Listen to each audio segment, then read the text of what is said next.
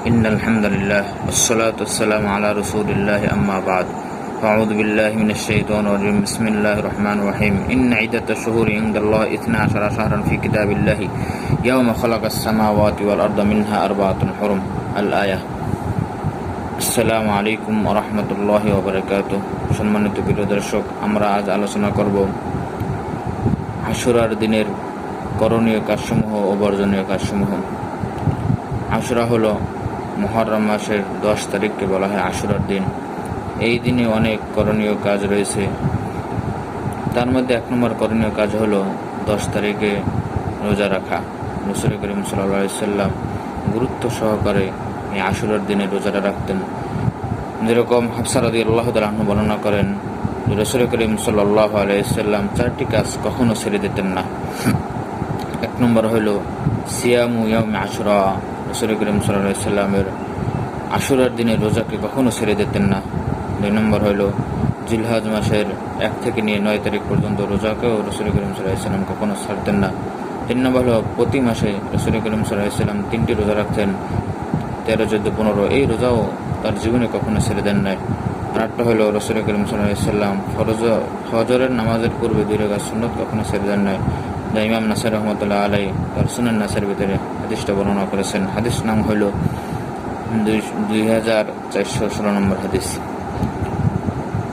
এই আশুরা রোজার ফজিলত হলো, যে ব্যক্তি আশুরার দিনে রোজা রাখবে আল্লাহ রাব্বুল আলামিন এই রোজার বিনিময়ে তার পূর্বের 1 বছরের গুনাহ মাফ করে দেবেন। যেরকম ইমাম তিরমিজি রাহমাতুল্লাহ আলাইহি তার সুনানে তিরমিজির ভিতরে হাদিস বর্ণনা করেছেন। হাদিস নাম হলো 752 নম্বর হাদিস। আবু কাতাদা রাদিয়াল্লাহু তাআলা বলেন, আন্না নবী সাল্লাল্লাহু আলাইহি ওয়াসাল্লাম قال সিয়ামু ইয়াউমি আশুরা ইন্নী আহতাসিবু আলা আল্লাহি আইয়ুকাফিরা সানাতাল্লাতী ক্বাবলা। যে আমি রাসূল করিম সাল্লাল্লাহু আলাইহি ওয়াসাল্লাম বলেন, যে ব্যক্তি আশুরার দিন রোজা রাখবে আমি আল্লাহ রাব্বুল আলামিনের কাছে এটা আশা রাখি, আল্লাহ রাব্বুল আলামিনের কাছে এটা কামনা করি যে আল্লাহ রাব্বুল আলামিন এই আশুরা রোজার বিনিময়ে তার পূর্বের 1 বছরের গুনাহ মাফ করে দেবেন। 2 নম্বর আরেকটা করণীয় কাজ হলো যে এই দিনে বেশি বেশি তওবা করা। অন্যান্য দিনে তওবা করব, কিন্তু খাস করে বেশি বেশি এই দিনে তওবা করা। কারণ আল্লাহ রাব্বুল আলামিন পূর্বে অনেক জাতিকে এই দিনে তওবা করেছেন এবং তাদের তওবা আল্লাহ রাব্বুল আলামিন কি করেছেন, কবুল করে নিয়েছেন। এবং ভবিষ্যতেও অনেক জাতির তওবা কবুল করেন বলে আল্লাহ রাব্বুল আলামিন প্রতিশ্রুতি দিয়েছেন। যেরকম হাদিস পাওয়া যায় মুসনাদ আহমদের ভিতরে 13035 নম্বর হাদিস। হাদিস আলী রাদিয়াল্লাহু তাআলা থেকে বর্ণনা করা হয় যে এক ব্যক্তি রাসূল করিম সাল্লাল্লাহু আলাইহি ওয়াসাল্লামের কাছে এসে জিজ্ঞেস করেছেন, হে আল্লাহর রাসূল, আমাকে এমন একটি মাসের সংবাদ দান যে এই মাসটা আমি রোজা রাখবো রমজানের রোজা রাখার পর। রাসূল করিম সাল্লাল্লাহু আলাইহি ওয়াসাল্লাম তাকে বলেছিলেন, তুমি যদি রোজা রাখতে চাও রমজানের পরে তাহলে মুহররম মাসে রোজা রাখো। কারণ হলো এই মুহররম মাসটা হলো আল্লাহ রাব্বুল আলামিনের মাস। এবং রাসূল করিম সাল্লাল্লাহু আলাইহি ওয়াসাল্লাম পরে বলেছিলেন, ওয়া ফিহি ইয়াউমুন তাবা ফিহি আলা কওমিন, যে এর ভিতরে এমন একটি দিন রয়েছে, মানে আশুরার দিন রয়েছে, যে দিন আল্লাহ রাব্বুল আলামিন পূর্বে অনেক জাতির তওবা কবুল করেছেন। ওয়ুতাবু ফিহি আলা আখারিন, এবং ভবিষ্যতেও আল্লাহ রাব্বুল আলামিন অনেকের তওবা কি করবেন, কবুল করবেন। এজন্য আশুরার দিনে আল্লাহ রাব্বুল আলামিনের কাছে আমরা সকলে বেশি বেশি অন্য দিনের চেয়ে গুরুত্ব দিয়ে বেশি বেশি কি করব, তওবা করব। এই দিনের আরেকটি আমল হইল যে আশুরার দিন রোজা রাখার পর পরিবারের জন্য উত্তম খাবারের ব্যবস্থা করা। যার সাধ্য আছে তারা এই দিনে আশুরার দিনে লক্ষ্য করে একটু উত্তম খাবারের কি করব, ব্যবস্থা করব।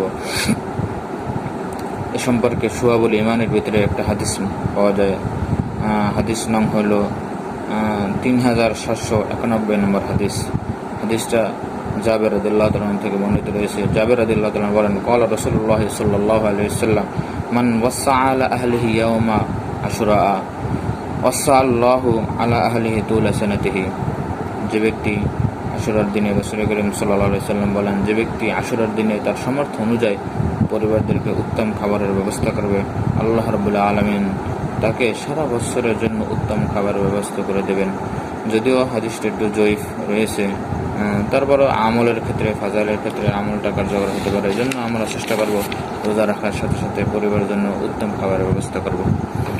এবং এই দিনে অনেক বর্জনীয় আমল রয়েছে, যেগুলো আমরা পালন করার চেষ্টা করবো, যেমন এই কাজগুলো যেন আমাদের কারো কাছ থেকে না হয়।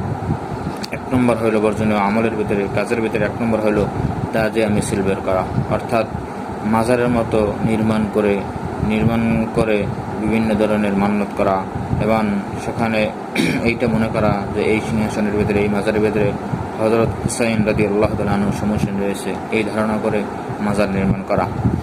2 নম্বর, এই দিনে আরেকটি বর্জনীয় আমল আছে যে হুসাইন রাদিয়াল্লাহু তাআলা আনহু এই মুহররম মাসের 10 তারিখ শাহাদাত বরণ করেছিলেন। এটাকে কেন্দ্র করে শরীরে বিভিন্ন ধরনের জখম করা, যেরকম আমাদের শিয়াপন্থীরা এটা করে থাকে। তাদের দেখা যায় যে তারা হুসাইন রাদিয়াল্লাহু তাআলা কেন্দ্র করে এই দিনে তাদের শরীরে বিভিন্ন ধরনের আঘাত এবং জখম করতে থাকে। এই জন্য আমরা এটা শরীয়ত গঠিত একটি কাজ, এ থেকে আমরা অবশ্যই বিরত থাকব।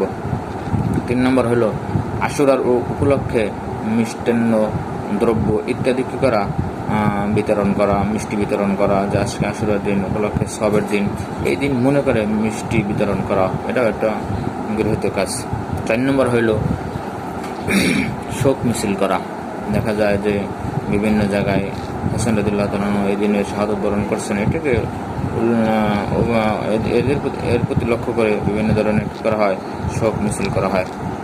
5 নম্বর আরেকটি বর্জনীয় কাজ হলো মসজিদ ইত্যাদি লাইটিং করা, বাড়ি ঘর মসজিদ লাইটিং করা এবং মনে করা যে সবের কাজ।